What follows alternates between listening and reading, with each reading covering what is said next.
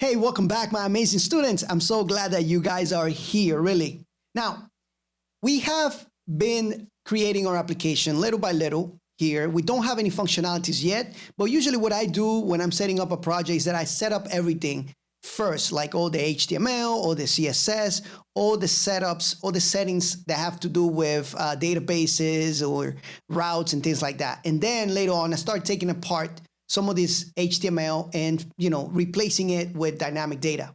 So let's go ahead and finish our database setup because we don't have any database configured here yet. So I'm going to be using SQLite just because SQLite is a file type database and it doesn't require much setup. All right.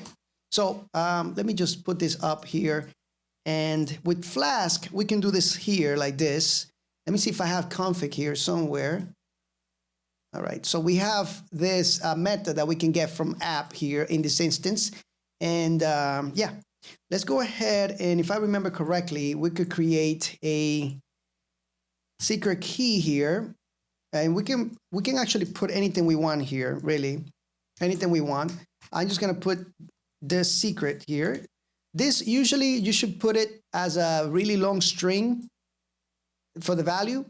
All right, this is useful here for our application. All right, let me just put it in double quotes here.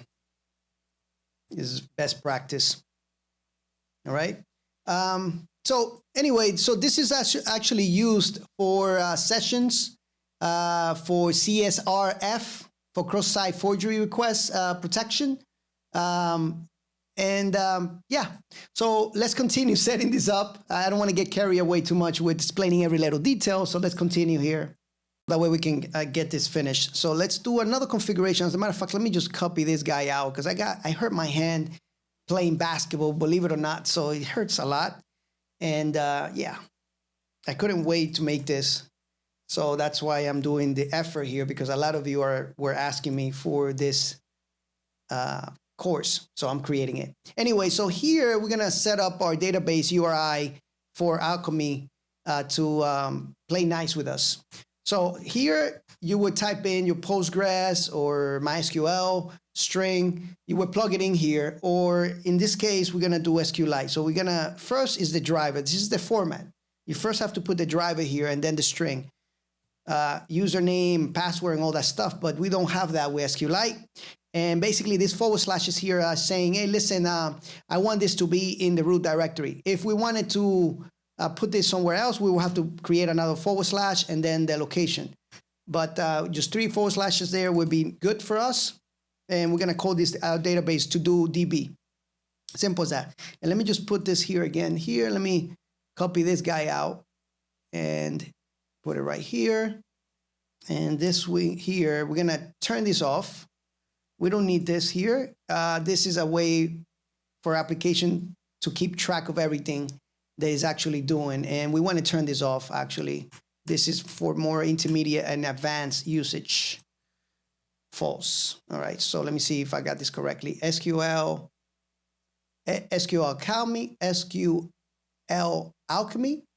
Yeah.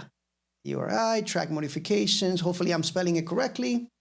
And let's go and make sure that our DB here, we set up this type of instance now, right there, and we pass the app. Simple as that.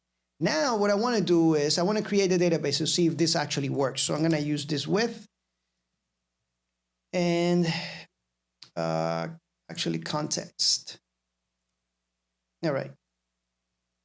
Now with this, I can check to see if we have a database. If we don't have it, we'll create one. So if you guys are not familiar with some of the things that I'm actually writing, that means you need a little bit more Python. And I do have a course somewhere on here on either the channel or Udemy or something like that. So it's very easy to find out some of this basic stuff online, but you should know this by now. Anyway, yeah. So if not, we're going to use our operating system module here to check to see if the file exists.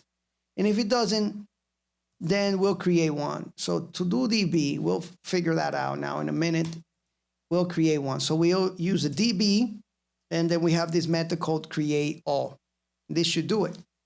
So now when I run my application, a database should be created, okay? So let's go and see. Let me open my terminal.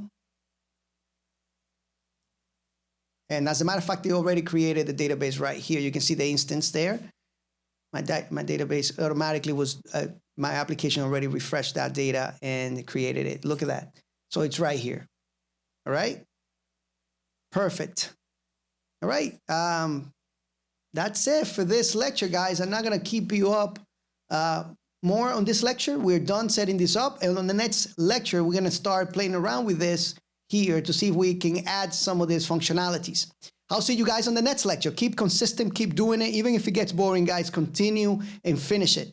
You always want to finish what you start. You're going to train your mind to finish what you start and be consistent. Even if it's a little bit of learning, a little bit of practice every single day, it's going to add up and you're going to do fine in the future. Believe me, that's what I've done. Thank you so much, and I'll see you guys on the next lecture.